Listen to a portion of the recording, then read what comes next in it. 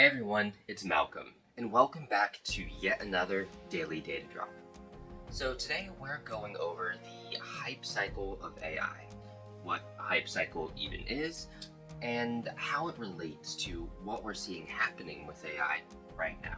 If you like this type of content, definitely be sure to hit the like button, subscribe, and support my new channel. Okay, so what is a hype cycle? Well, a hype cycle is a model created by Gartner that helps to track the adoption of new technology. And it can help you to predict future trends and make the right decision on when to pull the trigger and jump in to adopting a new technology. And a hype cycle has 5 stages, so I'll share what those stages are and how that part of the cycle looks or will look for AI. Phase 1, or the innovation trigger, is when a tech breakthrough first occurs. There might be some media coverage for basic demonstrations, but there's no actual products that exist. Although the first chatbot, named Eliza, was created in 1966 by Joseph Weizenbaum at MIT, my personal opinion is that this step of the hype cycle really came into fruition in 2019 with the public release of ChatGPT 2, as this was the first model that really got a lot of media coverage and was widely discussed, but commercial usage was still fairly uncertain. Phase 2, or the peak of inflated expectations, really seemed to come with the release of ChatGPT 3 in 2020 and 3.5 in 2022. At this point, the hype was real. Discussions of AI became mainstream during this time, and companies began to scramble to integrate this tech with their workflow.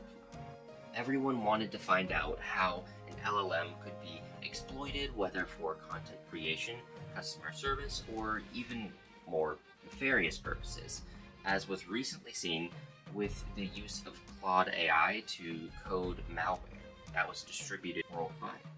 And the limitations of this tech were also made clear, with models being criticized for nonsensical or purple prose outputs, and most companies still only using it for summarization purposes, while many fear AI hallucination.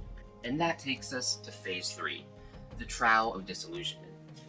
As many individuals and companies exposed the limitations of LLMs, mostly relating to the lack of accuracy and security concerns, the return on interest is considered, and many companies are deciding or will decide that it might not even be worth the investment in lieu of those issues.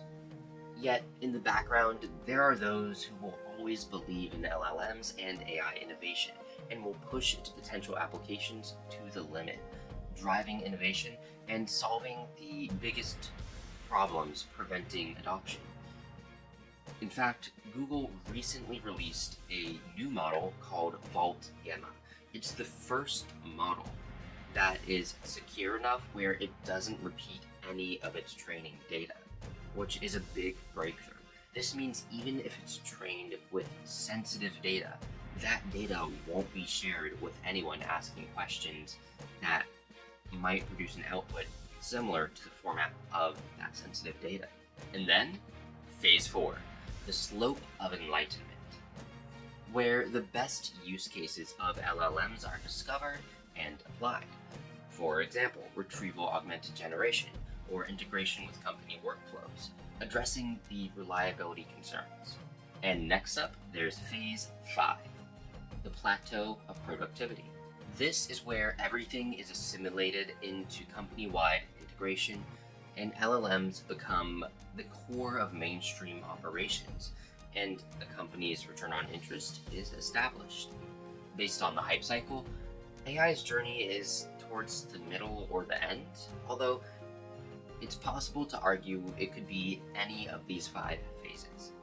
With AI being such a new and frankly controversial tool, adoption can vary by company, so individual companies can find themselves reflecting a different phase of the hype cycle. As a whole, I would argue that we're in phase 3.5, a mix of the trowel of disillusionment and the slope of enlightenment.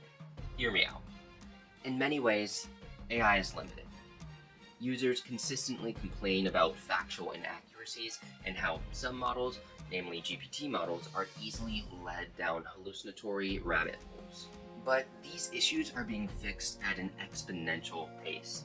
Months ago, free and limitless image generation with the quality and consistency of Nano Banana was a dream, and it's completely valid and a logical decision for businesses to use AI tools to optimize workflows, be it content creation or AI chatbots to screen new prospects or even resolve less complex issues or questions from current customers. Anyway, that is all for today's Daily Data Drop. I hope you really enjoyed, and I will see you in the next one.